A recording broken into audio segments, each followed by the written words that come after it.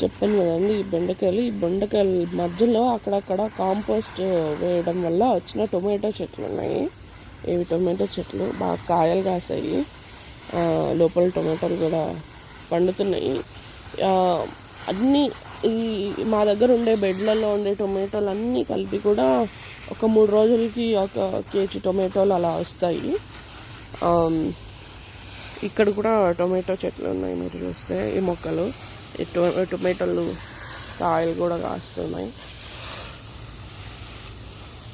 దీని లోపల స్ట్రాబెర్రీ చెట్లు ఉండేవి కదా, ఆ స్ట్రాబెర్రీ మొక్కలు బాగానే కాసాయండి. స్ట్రాబెర్రీలు మా అమ్మాయి రోజుకి ఒకటి తీసుకొని తినింది.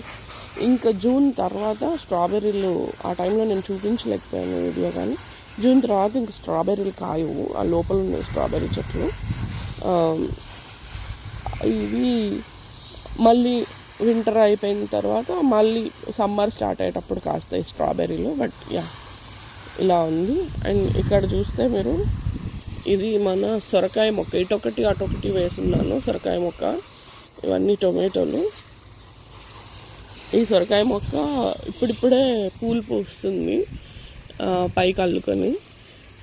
కాయలు ఇప్పుడే మొదలవుతున్నట్టు ఉంది, చూద్దామండి ఎలా కాస్తుందో. కానీ ఇది గుర్తుంటే మీకు, వింటర్లో బయట పెట్టుకుంటామని చెప్పాను కదా, మల్లె మొక్కలు, కనకాంబరాలు అన్నీ.